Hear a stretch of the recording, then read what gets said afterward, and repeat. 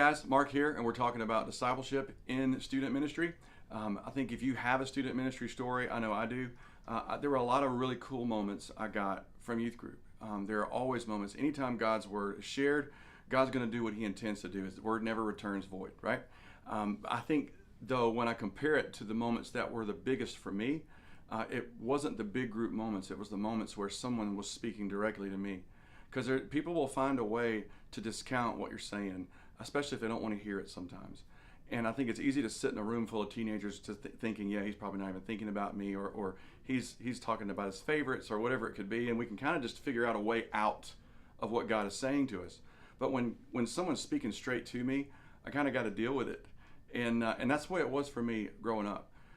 There are kids in your student ministry right now that if they knew you valued them enough to sit down with just them, just that statement alone would step them up in their faith, to know that they mattered that much to you. There's a lot of things you're going to learn from a large group. There's a lot of things you're going to learn from a small group. But even in a group of 6 or 7 people, the talkers start talking and everybody else gets quiet, and you can get lost in a group of 4 or 5 if you want. So what we're looking for is a chance to get knees to knees, life on life, sitting down with one kid at one time, purpose to talking about Jesus and faith. And that has been such a huge boost in walk with God with so many of my teenagers back at home. So here's what we're going to do. We're going to start praying right now about who are the students in my student ministry that God might be leading me to. Because if we're not careful, we're going to go pick who we would think would be the leaders. And we read all the Old Testament stories when Samuel's going to pick out the king, and all the sons of the brothers of David come in. They forget David was even out there because he just didn't fit the bill. We tend to do that as leaders. I know I do. I'll think that guy is the captain of the football team. That girl is the smartest girl in the class. Oh my gosh, they are natural born leaders.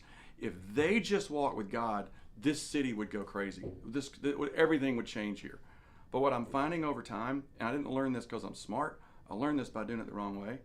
A lot of times we're gravitating towards the quarterback when the water boy is the one that's going to change the city. He's where the wind's going to come from. And he's listening. So what I would do is I would start paying attention in student ministry group, youth group, whatever you call your Bible study time.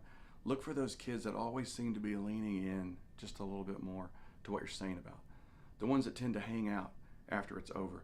The ones that you've obviously got some influence with through relationship. Because with teenagers, you're going to earn the right through your relationship to speak truth to them.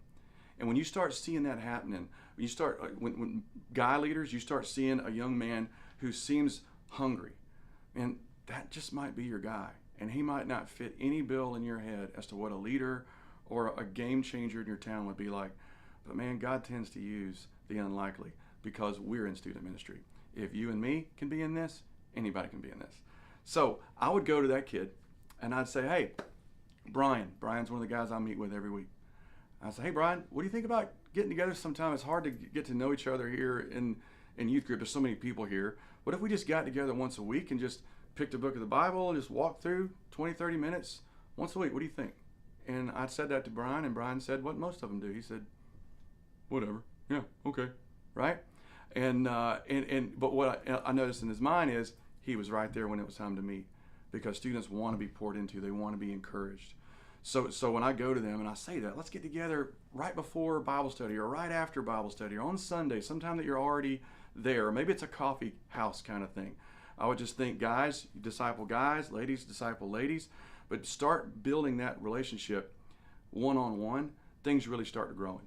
Now, the next session, start to growing. I just said that. But they really start to going gooder, way gooder than before. But next session, we're going to talk about what do you do when you sit down with that student. How does this work? It's going to be different with each kid. But for right now, let's just start praying on, Lord, who are the kids right now that are leaning in? Who are the kids right now that I see a soft heart in?